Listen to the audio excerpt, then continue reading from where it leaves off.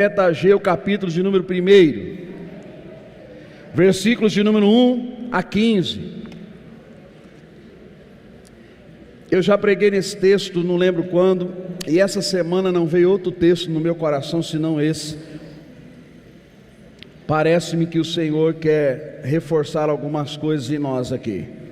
Ageu capítulo 1, versículo 1 ao 15. A minha versão aqui é a NVI. Diz assim a palavra de Deus: no primeiro dia do 6º mês do 2º ano do reinado de Dário, a palavra do Senhor veio por meio do profeta Ageu ao governador de Judá, Zorobabel, filho de Sealtiel, e ao sumo sacerdote Josué, filho de Jeozadaque, dizendo: assim diz o Senhor dos exércitos, esse povo afirma, ainda não chegou o tempo de reconstruir a casa do Senhor. Por isso, a palavra do Senhor veio novamente por meio do profeta Ageu: acaso é tempo de vocês morarem em casas de fino acabamento, enquanto a minha casa continua destruída? Agora, assim diz o Senhor dos exércitos: vejam aonde os seus caminhos os levaram. Vocês têm plantado muito e colhido pouco. Vocês comem, mas não se fartam. Bebem, mas não se satisfazem. Vestem-se, mas não se aquecem. Aquele que recebe salário, recebe-o para colocá-lo numa bolsa furada. Assim diz o Senhor dos exércitos: vejam aonde os seus caminhos os levaram. Subam o monte para trazer madeira, construam um templo, para que eu me alegre e nele seja glorificado, diz o Senhor. E vocês esperavam muito, mas para a surpresa de vocês, acabou sendo pouco. E o que vocês trouxeram para casa, eu dissipei com um sopro. E por que fiz isso? Pergunta o Senhor dos exércitos: por causa do meu templo, que ainda está destruído, enquanto cada um de vocês se ocupa com a sua própria casa. Por isso, por causa de vocês, o céu reteu o orvalho, e a terra deixou de dar o seu fruto. Provoquei uma seca nos campos e nos montes, e atingi o trigo, o vinho, o azeite, e tudo mais que a terra produz, e também os homens e o gado. O trabalho das mãos de vocês foi prejudicado. Zorobabel, filho de Sealtiel, o sumo sacerdote, Josué, filho de Jeozadaque, e todo o restante do povo obedeceram à voz do Senhor, o seu Deus, por causa das palavras do profeta Ageu, a quem o Senhor, o seu Deus, enviara. E o povo temeu ao Senhor. Então Ageu, mensageiro do Senhor, trouxe essa mensagem do Senhor para o povo: eu estou com vocês, declara o Senhor. Assim o Senhor encorajou o governador de Judá, Zorobabel, filho de Sealtiel, e o sumo sacerdote Josué, filho de Jeozadaque, e todo o restante do povo, de modo que eles começaram a trabalhar no templo do Senhor dos exércitos, o seu Deus, no dia 24 do 6º mês do 2º ano do reinado de Dário. Amém, queridos? Gente, é um texto muito conhecido, mas parece que tem coisas que Deus fala com a gente 2, 3 vezes a mesma coisa.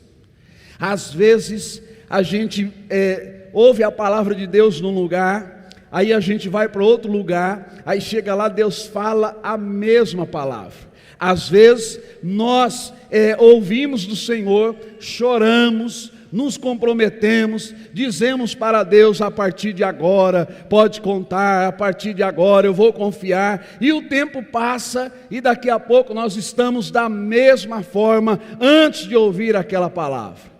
Pensemos nisso, que talvez o Senhor queira falar conosco de um modo mais contundente, relembrando alguma coisa, dando consciência, repreendendo, também motivando, para que nós possamos voltar ao Senhor, possamos permitir que Ele faça a sua obra na nossa vida.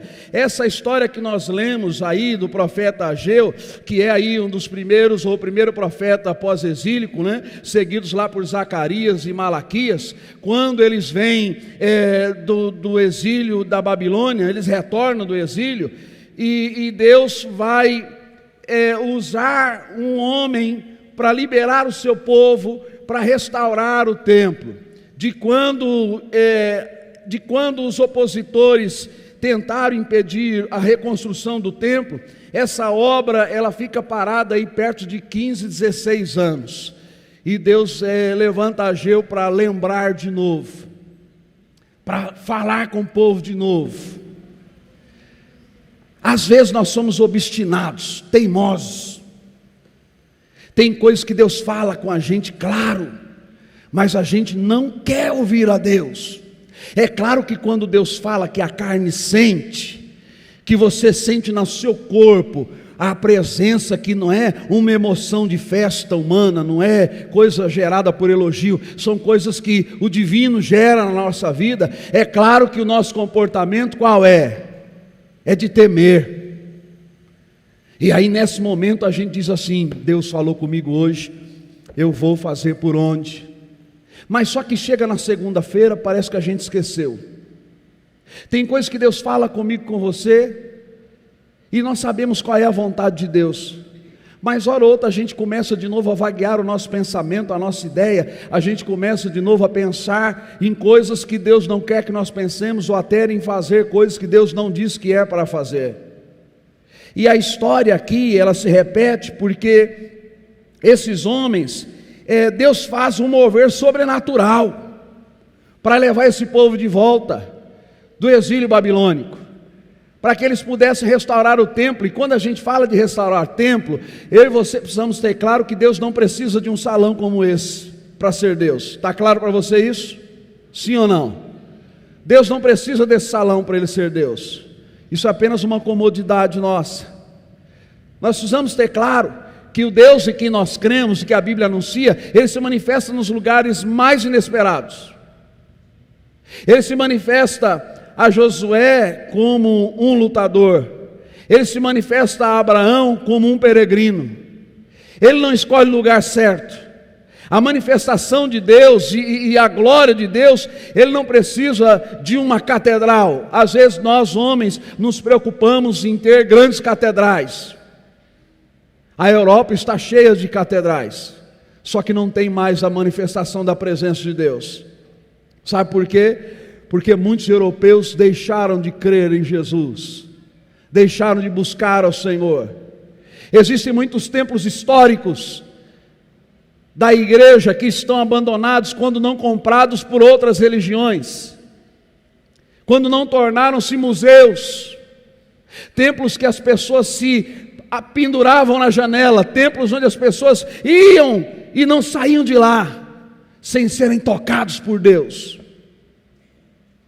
E o Senhor, quando restaura esse povo, quando leva esse povo de volta, ele leva e ele dá uma ideia, ele dá uma missão de reconstrução do templo, porque o templo reconstruído resgata a identidade comunitária, resgata a identidade de um povo que crê em um Deus a ponto de voltar ao templo, ao ponto de reconstruir o templo.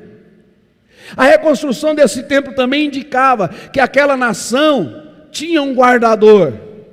As nações tinham seus deuses, elas criam nos seus deuses que não eram de fato Deus, mas Israel também tinha, e isso nasce lá no coração de Davi, e Davi, homem de guerra, Deus diz assim: ó, você não vou deixar construir, mas a Salomão será dado. E Salomão constrói o templo. E o que mais impressiona na leitura é que é óbvio, a partir do próprio Davi, que do seu tesouro pessoal ele dá do seu ouro, ele dá das suas bênçãos pessoais para a construção do templo, e todo o povo segue o rei, a ponto que teve uma hora que eles tiveram que falar: para de trazer ouro, prata, porque não tem mais onde pôr, já tem mais do que suficiente.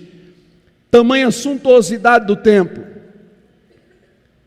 Lá em Éfeso, tinha o templo da Diana dos Efésios, que era considerada uma das maravilhas do mundo antigo. Era quase 4 vezes o tamanho do templo que tinha em Atenas, o Partenon. 4 vezes maior. A ideia de templos grandes, a ideia de suntuosidade é, por parte do ser humano, tentar comunicar a grandeza do seu Deus. Quando você vai, por exemplo, para Israel, ou para a Palestina, ou para outros lugares onde é permitido uma igreja cristã, há disputas de torre de igreja. Você pega a igreja cristã, tem lá o campanário, a torre, aí vem o de outra religião e ergue uma torre maior que aquela. A ideia do templo, a construção, o edifício, traduz numa linguagem humana a ideia de poderio daquele Deus. E esse povo que não tinha mais o templo, pois ele estava derribado, precisava de reforma, eles não tinham mais um referencial. E Deus vai usar a vida do rei da Pérsia, lá em 2 Crônicas, capítulo 36, versículo 22, onde diz: porém, no primeiro ano de Ciro, rei da Pérsia, para que se cumprisse a palavra do Senhor pela boca de Jeremias, despertou o Senhor o espírito de Ciro, rei da Pérsia, o qual fez passar pregão, ou seja, proclamação, por todo o seu reino, como também por escrito, dizendo: assim diz Ciro, rei da Pérsia: o Senhor Deus dos céus me deu todos os reinos da terra e me encarregou de lhe edificar uma casa em Jerusalém, que está em Judá. Quem há entre vós, de todo esse povo, de todo o seu povo, o Senhor seu Deus seja com ele e suba. Olha o que é que Deus faz. Toca no coração de Ciro, favorece, e diz para esse povo assim: ó, vocês podem ir, porque o Deus dos céus quer que a casa seja reconstruída, seja restaurada. Deixa eu fazer uma aplicação prática para você. Deus traz um benefício real para aquele momento, um povo que está cativo, dá uma liberdade para que eles pudessem voltar à prática de cultuar ao Deus que criou todas as coisas. Às vezes Deus, gente, nos abençoa sem a gente nem merecer, porque geralmente, às vezes, para não dizer muitas das vezes, os crentes, quando as coisas vão bem, a gente costuma deixar o templo lá sem reconstruir. Mas quando as coisas vão mal, a gente começa a querer voltar a pegar nas ferramentas e voltar ao templo. Isso quando decidimos obedecer à voz de Deus. Aí ele vai dizer: quem é povo de Deus, retorna para Jerusalém, edifica a casa do Senhor, o Rei dos céus. Ele favorece. Você acha mesmo que alguns favorecimentos que nós temos recebido é apenas por nosso próprio deleite? Você acha mesmo que Deus nos abençoa na área acadêmica com títulos, que Deus nos abençoa com nossos negócios com prosperidade, que Deus nos abençoa com inteligência, com habilidades, só para a gente ser conhecido como o cara ou a mulher? Não, tem propósitos de Deus, tem propósitos. O pregador fazia o anúncio na cidade e anunciava dizendo: grande culto essa noite, e montou a sua tenda e ali fazia os cultos, e uma noite meio que chuvosa, e na hora do apelo uma criança vem à frente. Na cabeça daquele pregador, o seu trabalho não valeu tanto assim. Só que quem era aquela criança? Billy Graham, um dos maiores evangelistas da nossa época. Às vezes a gente não entende que Deus nos dá e que Deus nos leva a ocupar certos espaços, e é por isso que eu defendo que os cristãos precisam estar sim em todas as camadas sociais, precisam sim estar nas câmaras da lei, precisam sim estar nas faculdades como professores, como doutores, precisam sim estar na arte, precisam sim estar no cinema, porque se houver pessoas que têm o Espírito de Deus, trará através da arte, trará através do ensino, a comunicação dos princípios da palavra, que nortearão a nação, e que fará com que Deus se agrade dela, e aí essa nação que agrada ao Senhor, poderá dizer, e com razão que é feliz, porque a mão do Deus Todo-Poderoso estará sobre ela e a abençoará. As coisas nas nossas vidas, elas são programadas por Deus. E você sabe a coisa que eu mais temo? É eu gostar demais daquilo que Deus me dá e começar a colocar Deus em segundo plano. E começar a confiar na nossa competência, na nossa habilidade. confiar no nosso doutorado, confiar no nosso planejamento, e nos esquecermos que tudo provém de Deus. Esse povo vai, e o povo chega lá, mas eu acredito que eles começam até, como é que a gente vai fazer? A madeira já tem ali, vamos fazer a reforma aqui e acolá, e daqui a pouco eles começaram a olhar para as suas casas, eles começaram a olhar para as suas vidas, e eles começaram a pensar o seguinte: Deus espera um pouquinho mais. E eu quero abrir um parênteses para deixar claro que Deus não estava reclamando o templo, Deus não precisa de parede. O que Deus está reclamando aqui em Ageu é que esse povo deixou de confiar nele. É a confiança que Deus está reclamando. E o templo era a prova cabal e visível da falta de confiança do povo. E eles começaram a olhar para as suas vidas e a dizer assim: puxa vida, a gente tem tanta coisa para fazer, mas vamos deixar esse negócio do templo para depois. Aí o que é que Deus faz, irmãos? Quando você lê o Antigo Testamento, quando o sumo sacerdote entra no Santo do Santo, ele vai apresentar-se a Deus. A expectativa era do favor de Deus para com a nação, e o favor de Deus na vida prática se resumia em uma boa colheita, em um ano bom, com paz, agradável, sem cativeiro. Mas hora ou outra Deus tinha sim que permitir que pragas viessem sobre a lavoura. Hora ou outra Deus tinha que permitir que nações conquistassem Israel, e ainda às vezes nações débeis. Hora ou outra Deus permitia que o seu povo perdesse algumas coisas. Quando a gente começa e aí eu não quero que você saia daqui fazendo a ligação do seguinte modo: quer dizer que se eu não for no templo, Deus não vai me abençoar. Deus não está comigo. Deus não me quer. Fala de confiança. E confiança, gente, é extra templo, é extra culto, é extra compromisso. Confiança vai muito além disso. Por exemplo, aqueles que confiam no Senhor. É claro que nós podemos buscar médicos e medicação, claro. Mas será que nós confiamos em Deus ainda como confiávamos no início da conversão? Deus chegava assim, Lázaro, e dizia assim: estou te livrando de um infarto, que eu nem sabia. Gente que tinha problema no coração, estava lá com os exames, ia operar, e Deus fala assim, usava alguém e dizia assim: Deus tocou em você, pode voltar a fazer os exames. Ia lá, o coração estava como que de um menino adolescente.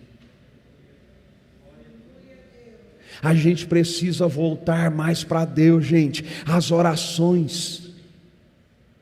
Pastor, quer dizer que se eu cumpro as atividades, Deus se agrada? Não é isso que eu estou dizendo. Eu estou dizendo para você que às vezes nós não temos a confiança e buscamos subterfúgios em outros caminhos antes de buscá-los em Deus. Esses homens, eles começaram a entender, talvez se aproximando alguma época do ano, vamos plantar porque daqui a pouco tem que colher. Só que eles esqueceram de uma coisa, que é o Senhor quem controla a chuva, que é o Senhor quem controla as pragas, que é o Senhor quem controla tudo. Quando e aqui é para a nossa igreja, não é para os visitantes, é para o nosso povo daqui. Quando eu seletivamente escolho não vir cultuar a Deus para ficar assistindo série em casa, eu estou dizendo com uma prova cabal que eu não confio mais tanto em Deus como eu confiava. Talvez você possa argumentar comigo: não, pastor, mas eu tenho também direito de um lazer. É verdade, eu não estou reclamando disso, no sentido daquele que ele tira o seu dia de lazer. Quem é próximo sabe que aqui é o mais motivo: sai com a tua família, vai passear, aproveita mesmo. Mas eu estou dizendo de um comportamento que ele é contínuo. Ninguém aqui é quadrado. Quando as pessoas optam e não orar ao Senhor, porque elas preferem ficar batendo papo no Facebook, é isso que Deus reclama. Porque talvez muitos crentes já não confiem mais tanto em Deus, em valorizar, falar com Deus.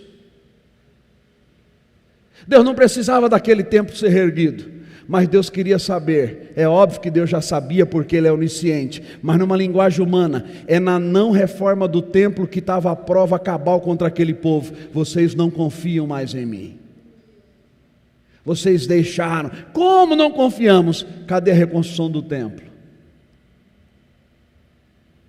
Quando eu me torno seletivo quanto a buscar a Deus.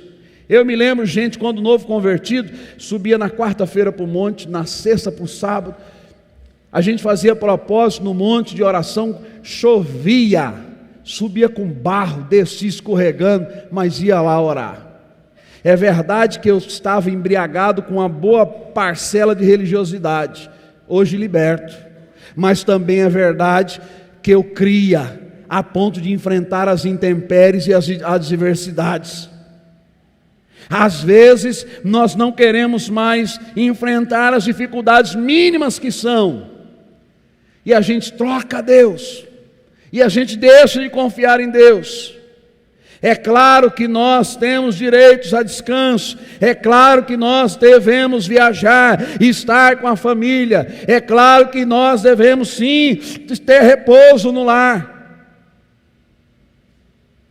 mas nós temos que ter cuidado para que o templo não fique 16 anos parado.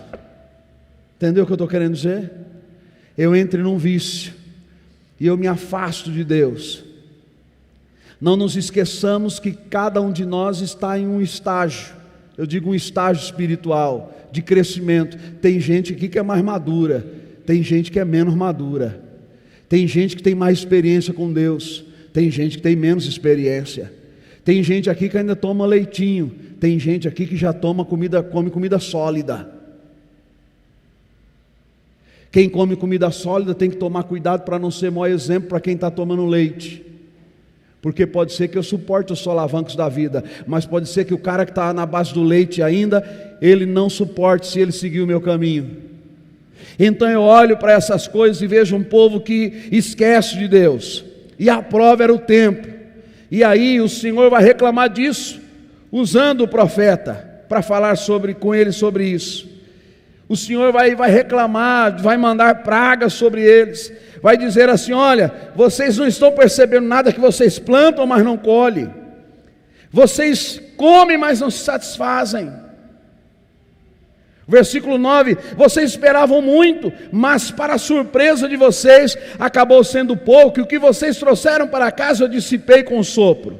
E por que fiz isso? Por causa do meu templo que ainda está destruído, enquanto cada um de vocês se ocupa com a sua própria casa. Uma vez uma menina chegou para mim, uma jovem, e ela tinha se formado em nutrição. Ela falou: pastor, ora por mim. E aí eu perguntei: e aí, como é que foi? Ela: me formei, graças a Deus. E eu perguntei para ela: o que o reino de Deus vai ser beneficiado agora com a sua graduação? Aí ela ficou me olhando e falou assim: como assim? No dízimo? Eu falei: não estou falando dízimo. Crente gosta de dar dízimo, né? Nunca vi desse jeito. A graduação. No que a tua graduação vai cooperar com o reino de Deus? Ou a gente acredita mesmo, irmão, pensa comigo, que na corrida, na germinação do óvulo, se você chegou, Deus abençoou. Tem uns que morrem no feto, que morrem ainda quando feto. Tem uns que não nascem. Tem uns que nascem e morrem. Nós nascemos, crescemos, estamos aqui. Você acha mesmo que a formação que você conseguiu, que o êxito que você tem, é só para você viver a vida regaladamente? Qual é a contribuição no reino de Deus com a tua profissão? Qual é a tua contribuição no reino de Deus com o teu recurso? Qual é a tua contribuição no reino de Deus com a força que você tem? O menino novo de hoje em dia, misericórdia, tem que tomar muita vitamina, precisa ter brio, precisa pedir graça a Deus. Dizer: sai preguiça em nome de Jesus, sai fraqueza em nome de Jesus. Gente, na minha época de mocidade, a gente evangelizava todo sábado, e num dos sábados ainda não lavava a igreja todo sábado, evangelizava todos os sábados, tinha força. Hoje a meninada quer dormir até meia-noite, até meio-dia. O sangue de Jesus tem poder. Você tem que ser útil no reino de Deus. Deus confiou a você uma obra. Você acha que é só o pastor que tem uma obra? Ah, pastor, não tem obra nenhuma. Não, tem sim. Vai ler a Bíblia, vai preparar sermão, vai preparar estudo, vai evangelizar os teus amigos. E culpados somos nós, pais, que reforçamos esse comportamento débil, que deveria ser de confiança em Deus, mas de esforço. Esses caras tinham saúde para carregar madeira, para construir, mas sabe o que eles fizeram? Deixa Deus para depois. Depois fica velho e diz, eu queria ter feito mais. Mentira, porque hoje Deus está falando com você. É o seu tempo e você tem que fazer hoje. 70 anos não quero fazer mais nada não, irmão. 70 anos não quero ser pastoreado. Tem que gastar a vida, é agora. Tem que dar fruto, é agora. Mas até os 80 anos, que dê, mas dê agora também. Faça por onde? Os teus recursos na obra de Deus, eu não estou dizendo uma denominação, mantém lá um missionário na Indonésia, um na China, mantém pessoas que pregam o Evangelho. Não dá dinheiro para picareta, não dá dinheiro para falsos mestres, dá para gente que prega o Evangelho. Ele nos abençoa, Ele liberta esse povo das mãos de Ciro, para que eles pudessem reconstruir o templo, restaurar o estado do povo judeu, restaurar aquela comunidade de fé. Ele diz assim, por causa do mau exemplo de vocês, eu permiti pragas, provoquei, ou seja, causei uma seca nos campos, e nos montes, que atingiu o trigo, o vinho e o azeite, e tudo mais que a terra produz. Imagina os caras vendo os pés de uva, Anderson, já não prosperando, e aí eles começaram a ficar preocupados. Por que aqui não está prosperando? Parece que a gente ainda tem um referencial material em relação à aprovação ou não de Deus, né? O que também de todo não é correto. Você pode estar prosperando em tudo e Deus não se agrada de você, mas também pode estar não prosperando e pode ter sim uma relação que Deus está lhe cobrando ou me cobrando alguma coisa. Há alguns cristãos que dizem, não, Deus não cobra nada, Deus é amor, deixa, vai nessa. Deus, irmãos, nos deu vida. Aquele que não faz, que pode fazer e não faz o bem, peca.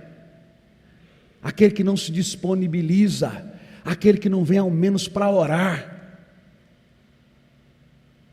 É lastimável a gente ver alguns templos onde se tornaram verdadeiras palestras de coach e motivacional, puramente humana, e os templos enchem. Mas se você botar um templo lá para oração e leitura da palavra, ele está vazio. Porque o povo não confia mais em Deus, confia nos palestrantes, confia no mestre, no mentor tal, no fulano de tal, confia em Deus. A igreja não depende de governo nem de líder, a igreja dependeu e depende de Deus.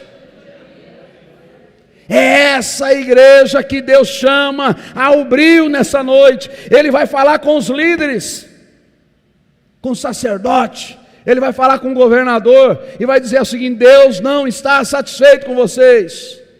Ele quer que vocês voltem a reconstruir o templo. O amor de Deus também é restaurador, porque Ele vai dizer, olha, se vocês reconstruírem, se vocês se arrependerem, eu abençoarei vocês.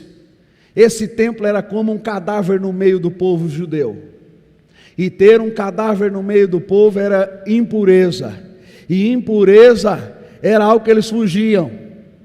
E aí Deus está jogando na face deles, dizendo o seguinte: vocês estão preocupados que os mortos estejam nos seus devidos lugares, mas tem um defunto no meio de vocês. O quê? O templo inacabado. Mas é o templo que o Senhor quer? Eu quero que vocês voltem a confiar em mim, confiar em Deus. Eu vou ali me aconselhar com aquele irmão, porque aquele irmão é tão inteligente. Cara, quando eu me aconselho com ele, está errado. A inteligência, o processo, os neurônios são nossos. É a capacidade de escolha. A resposta certa, só quem a tem é o Senhor. É o melhor conselho. E a Bíblia dá de graça. Então ele vai reclamar com esse povo, e ele vai exortar esse povo, motivar esse povo, dizendo para eles assim: olha, cuidem da fé de vocês, creiam em mim. Como, Senhor, podemos mostrar que estamos crendo? Reconstruam o templo. Qual é o templo que Deus quer que nós reconstruamos na nossa vida? Ah, pastor, eu orava tanto. Volte a orar. Pastor, eu era disponível para a obra. Volte a ser disponível. Irmãos, não esqueça que Deus é o Senhor de tudo. Ele tem todas as coisas debaixo do seu poder, Ele faz como Ele quer. Às vezes nós achamos assim: não, mas é impossível, se eu não me dedicar nisso, eu não vou conseguir aquilo. Você já parou para pensar que você pode se dedicar nisso e não conseguir nada?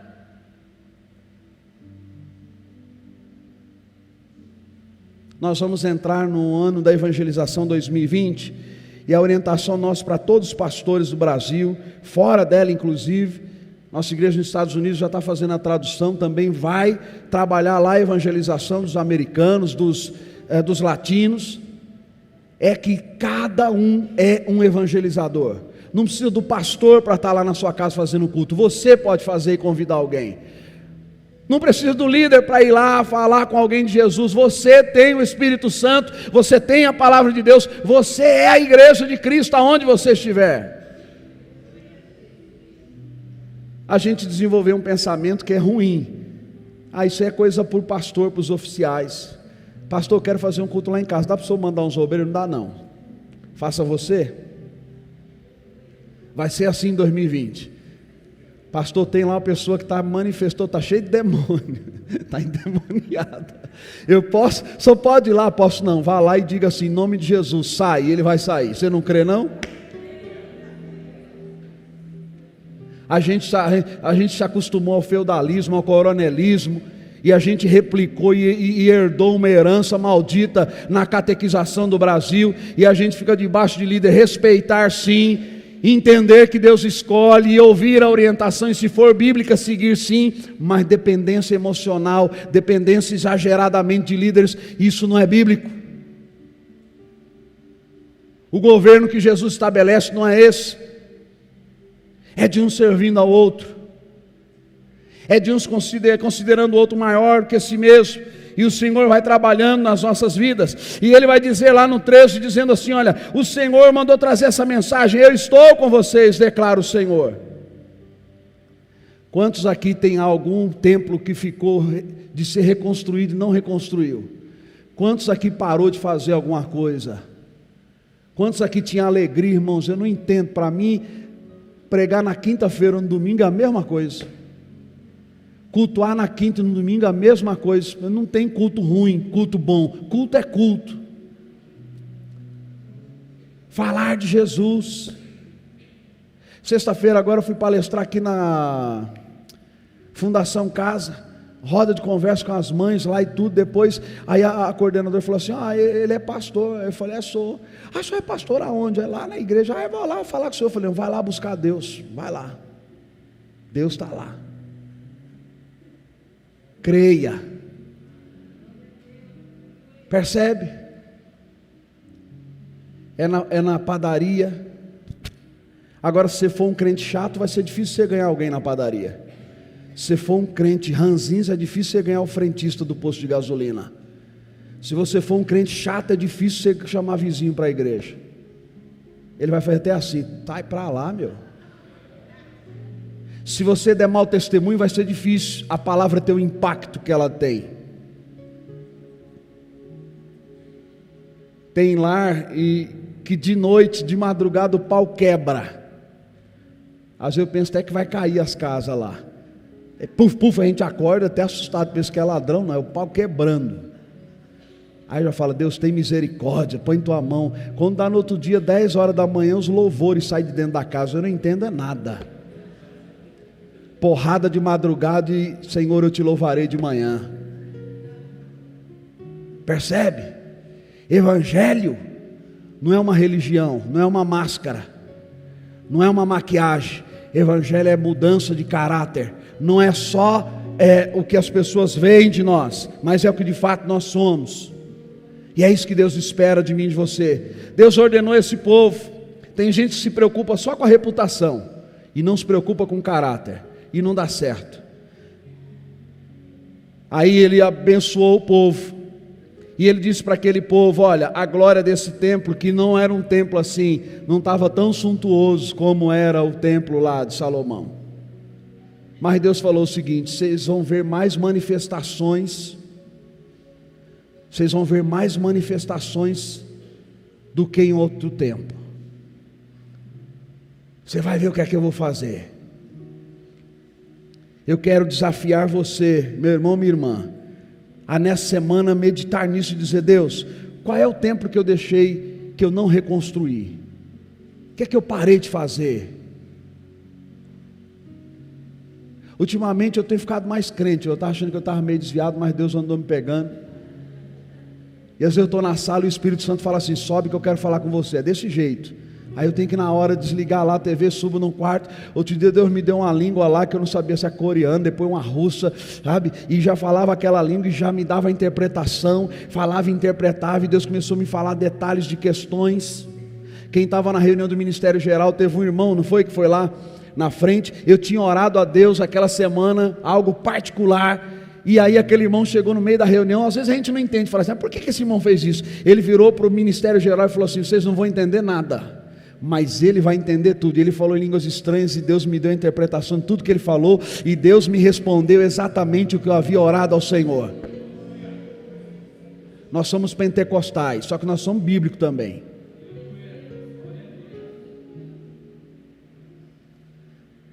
Para que eu cresça mesmo que Deus tinha falado, termina o culto, pastor Helena chamou no canto e falou assim: pastor, você entendeu o que Deus falou? Eu falei: entendi tudinho. Ela falou: Deus me fez entender uma parte final, que é isso, isso, isso. Eu falei: exatamente essa parte final Deus falou. Entende como Deus faz? Esses dias Deus falou comigo muito bravo, porque ultimamente eu ando meio bravo com Deus. Mas eu descobri que Deus consegue ser mais bravo do que a gente. E nessa mensagem lá no Ministério Geral, Deus foi categórico comigo. Ele falou o que eu perguntei, e ele disse assim através daquele irmão: não toque mais nesse assunto. Eu já entendi. Quando a minha mente quer voltar ao assunto, eu falo: sai em nome de Jesus. Senhor, não estou tocando no assunto. Deus é específico. Creia. A gente precisa voltar a crer que Deus fala, que Deus liberta pessoas que estão endemoniadas, que Deus cura o câncer. Precisamos orar e crer que Deus faz milagres, sim. Não é charlatanismo, não é picaretagem, é poder de Deus. É a igreja arrependida, é um povo quebrantado, é um povo que tem temor de Deus, e o Espírito de Deus que habita em nós move as nossas vidas. Eu creio nisso. E Deus vai começar a libertar pessoas aqui na quinta-feira. Mas por que só falando domingo? Porque para despertar crente que fica em casa e pode estar na igreja. Quinta Deus vai abrir milagres aqui com poder. Sabe por quê? Porque quando esse povo em Ageu creu, as pragas sumiram, a lavoura deu certo, tudo voltou ao normal. Vamos lá? Cadê o povo, Anderson, que vem? Esses dias eu estava nessa briga com Deus. Eu comecei a lembrar de alguns grandes homens de Deus no Brasil que caíram. Comecei a lembrar de homens de Deus no exterior que também pecaram. E veio um sentimento, uma mistura de tristeza com impotência na minha alma. E eu comecei a orar a Deus e dizer: Senhor, eu não sou melhor que esses homens. Eu não sou melhor que esses homens. E aí tinha um louvor que eu vinha ouvindo sistematicamente. E quem está mais perto de mim sabe, eu não sou de chorar, difícil chorar. Mas eu estou percebendo que esses dias aí eu estou gastando a cota de anos acumulado. Porque na presença do Senhor, o Senhor tem me lembrado de algumas coisas, e eu tenho percebido com maior clareza a minha pequenez. E eu tenho dito ao Senhor: Deus, por que é que o Senhor me escolheu? Por que é que o Senhor insiste em projetos obstinados? Esse louvor fala bastante disso.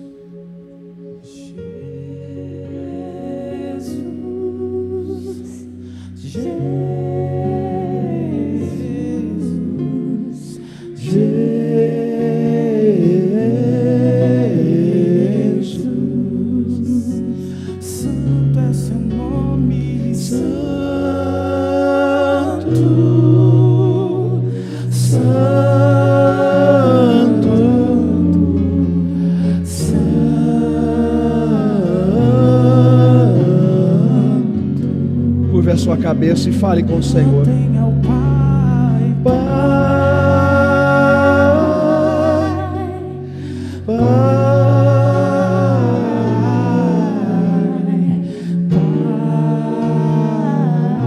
Tem misericórdia de nós, querido Senhor.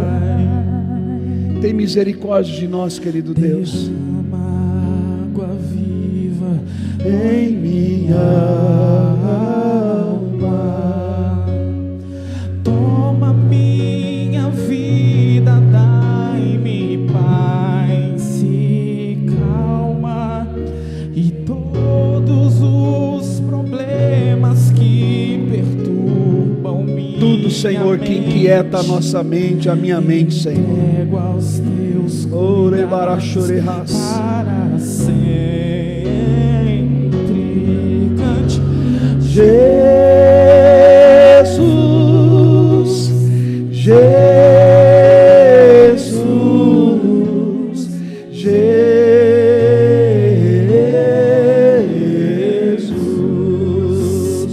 cantem ao Pai, Pai. Aremanarabalas, erelamanarasoreherabacarabas. Aleluia, aleluia.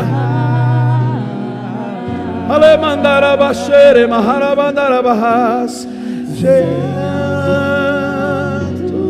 iribidirigενaramaso eleidane cantala mandere achai surias.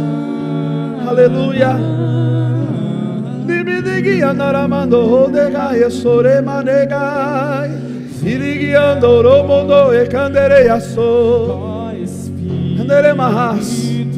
Toca, Senhor, aos nossos corações, Senhor. Toma-me em teus braços. Aleluia. O meu pranto apaga toda dúvida. Toda dúvida, Senhor. Orgulho que há em mim. Apaga, Jesus. Me atrai ao teu lado Para sempre. Santo Jesus. Cante a Ele, igreja. Jesus, Jesus,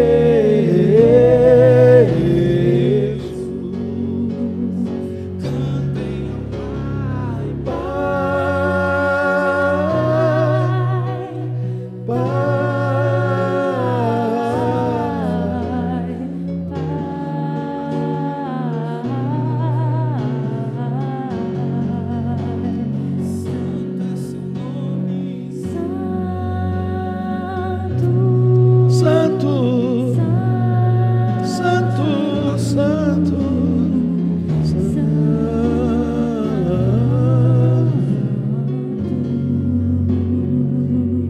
Você sabe, irmãos, Deus abençoou aquele povo lá com Ageu.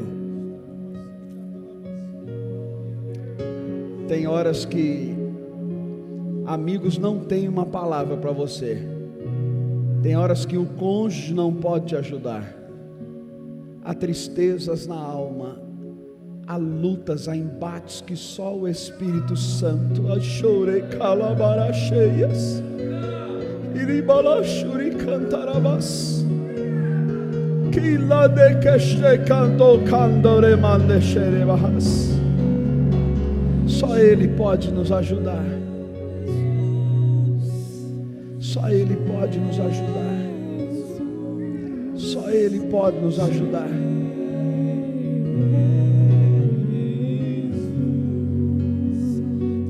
Você sabe, Anderson, que esses dias eu estava no carro e eu comecei a falar com Deus. Tive um momento muito especial com Deus. Parece que naquela hora o meu carro se encheu da glória de Deus.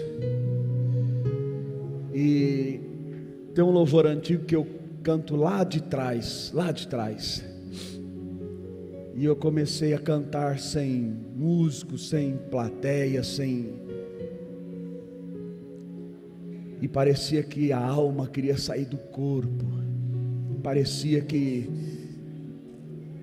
era como se o Senhor estivesse dizendo assim, ó: você é querido no céu.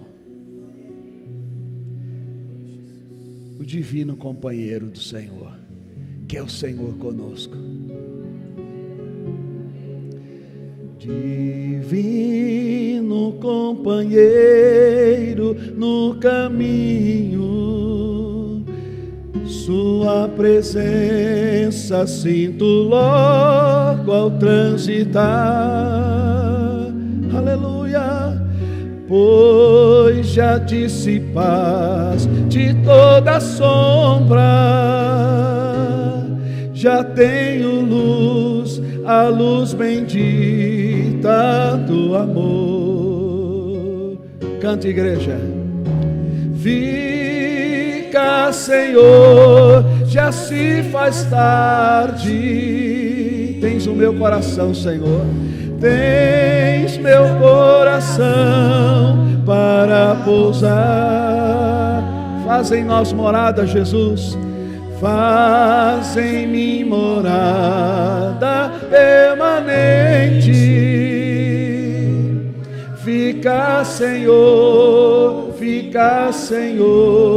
meu Salvador. A sombra da noite, a sombra da noite se aproxima, e nela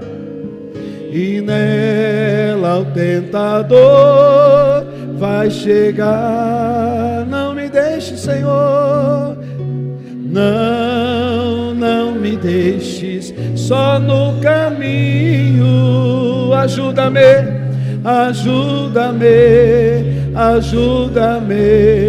até chegar. Fica, Senhor, Senhor, já se faz tarde. Tens o meu coração, tens meu coração para pousar. Faz, Senhor, em mim morada. Faz em mim morada permanente. Fica, Senhor,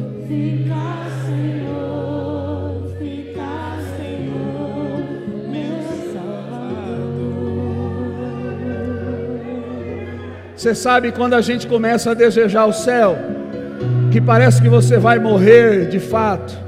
Você sabe quando você começa a desejar estar, naquele dia arrebatado com o Senhor. Aí você começa a lembrar da sua vida na terra, e não se trata de falta de esperança com o avançar da idade, pelo contrário, trata-se de saudade do céu. Sabe por quê?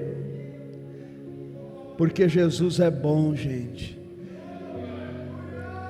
Deixou o esplendor de sua glória para vir a este mundo aqui. Andacarabás, estava só e ferido no Gólgota para dar sua vida por mim. Se isto não for amor, adore, igreja, com a sua alma. O céu não é real, aleluia. Tudo perde o valor. Ebalabacarabás.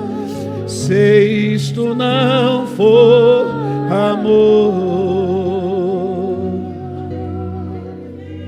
Olha o que é que Jesus faz.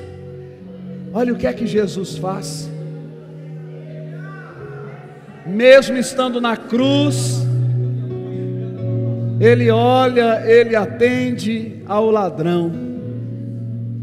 E Ele diz: ao paraíso comigo virá. Mas quando a gente começa a ter saudade do céu, eu percebo que esses dias tem horas que eu tenho me calado, e eu começo a vasculhar o hoje, e tem me dado uma saudade muito grande do céu. Muito grande do céu. Muito em breve vai sair uma notícia que um povo desapareceu. Era um povo muito humilde que aqui muito sofreu. Esse povo era o povo de Deus. Onde está aquele povo barulhento? Onde está que não se vê nenhum irmão? Alguém com voz de lamento vai dizer nesse momento: aquele povo foi-se embora para Sião. Onde está a juventude dessa igreja? E as irmãs do ciclo de oração?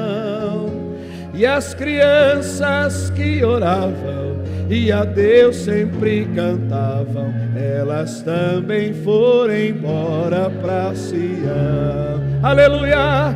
Onde está aquele povo barulhento? Eu tenho saudade do céu. Urabacarabassúria, Andarabacarabahas, Aremandarabahas. Alguém com voz de lamento vai dizer nesse momento: Aquele povo foi-se embora pra Sião. aquele povo foi-se embora. Iribacandarabassuriererebachai. Permita ao Espírito Santo que habita na sua vida, que testifique a sua alma. Ele é com você. Confie nele, confie em Deus. Estacarabachere-calabacarabahas, xerecandarabacarabaxarabacai, orebacandarabachai. Ora em línguas estranhas. Rebalabachure-caralabas. Ora em mistério, fala em mistério com o Senhor. Recandarabachere-mahas. Seja edificado, seja fortalecido.